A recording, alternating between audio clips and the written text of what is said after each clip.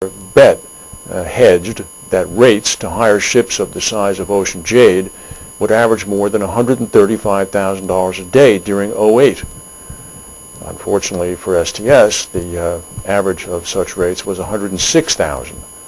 So 135 minus 106 times 365, if you did the math, you'd probably end up with $12.8 million.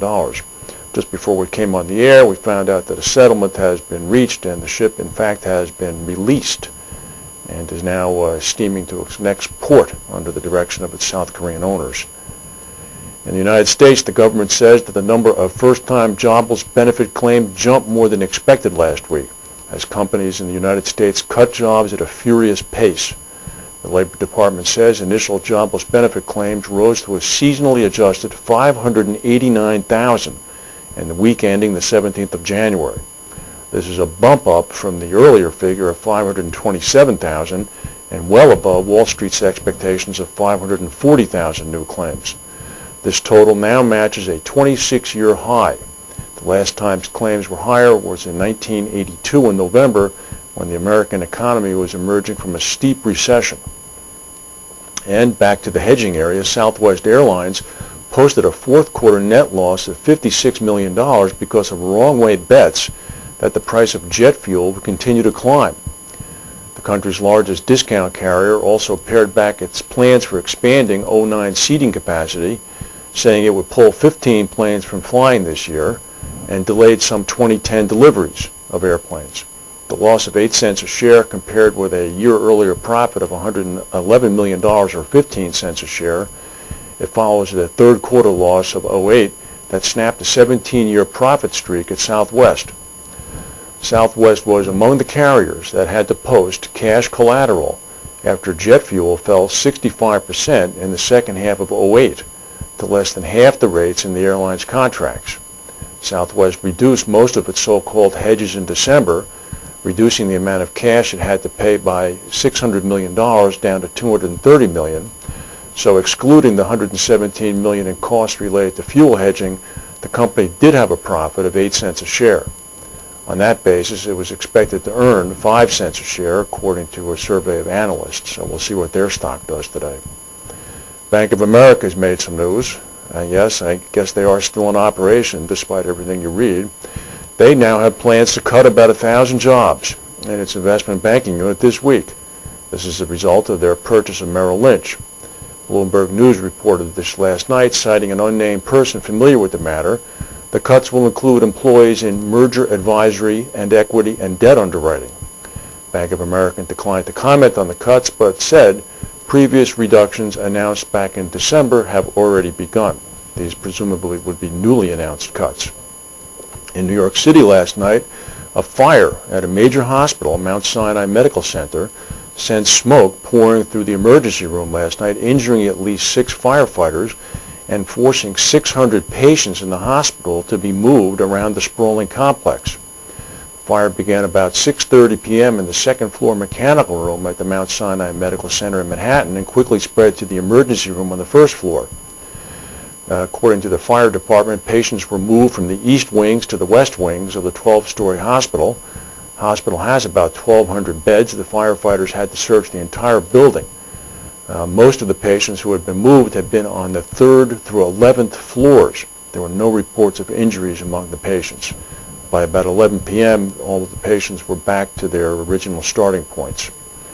That's 8 floors of patients, mainly on gurneys and stretchers, being moved around a hospital in the midst of smoke billowing out through exhaust fans. It must have been mayhem. A powerful cyclone hit the west coast of Madagascar yesterday, destroying buildings, flooding large areas, and cutting off thousands of people. Cyclone Faniel made landfall on the African island of Madagascar at dawn. Winds of up to 130 miles per hour were recorded, heavy rain. The western town of Morondava, which is a regional hub to about 30,000 people, was left without water or electricity. About 10,000 people are isolated in one district where half the land is underwater. No casualty figures have yet been released. Here's an interesting picture. It might take you a second to recognize him. This is 82-year-old Fidel Castro. Mr. Castro, in a column printed yesterday in Cuba, praises the new U.S. President Barack Obama for his honesty, but he says he has many questions to answer. Earlier, his brother, President Raul Castro, said that Mr. Obama seemed like a good man and wished him luck, but he cautioned that the new U.S. President might be raising hopes too high. Mr. Castro, Sr., Fidel, whose Cuban Revolution has survived 10 U.S. presidents, had warm words for Obama. Quote, "I expressed that personally I had not the least doubt of the honesty with which Obama, the 11th president since I took over, expressed his ideas, but in spite of his noble intentions, there remain many, many questions to answer. President Obama has said he wants to meet Cuban leaders and improve U.S.-Cuba relations. He's indicated he will ease restrictions on travel to Cuba, but maintain the 46-year U.S. trade embargo on the island. Raul Castro has also said he's willing to talk with Obama as long as there are no intermediaries. If they met, it would be the first meeting between leaders from the two countries in 50 years. Speaking of Obama, this is a familiar picture if you've seen him. This is President Obama with his BlackBerry. Self-confessed BlackBerry addict Barack Obama, we've covered this story, but now we have a resolution, may not have to kick his BlackBerry habit after all. This is despite the concerns of the Secret Service. The new president was often seen during the campaign hunched over his BlackBerry, and he was even featured at number 2 on one celebrity website's list of obsessive BlackBerry users. But like previous Oval Office incumbents, Obama had been expected to take a vow of technological celibacy following his inauguration. He protests that a mobile device would help him stay in touch with the real world, though. Email, of course, has long been treated with suspicion by the Secret Service because of fears it could be hacked into by foreign espionage agencies. President Bush, who just left, number 43, was forced to give up using email when he took charge. President Clinton sent just 2 emails during his entire 8 years, one to test that the system worked, and the second to veteran astronaut John Glenn before his trip into space in 1998. There also, of course, are concerns that mobile devices such as BlackBerries, which contain GPS technology, could reveal the president's location to within a few feet.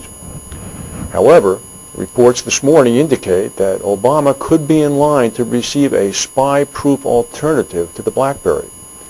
Writing on a blog for the Atlantic magazine, Mark Ambinder reports that the National Security Agency has approved a $3,350 smartphone for Obama's use. The exclusive Sectera Edge made by General Dynamics is reportedly capable of encrypting top-secret voice conversations and handling classified documents. But Obama may have pushed his Secret Service handler's technological patience far enough.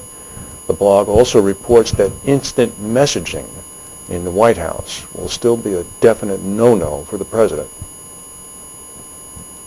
Stock market down about 240 points. If we have any other breaking news, we'll come back and tell you. Thank you for watching, and we'll see you tomorrow.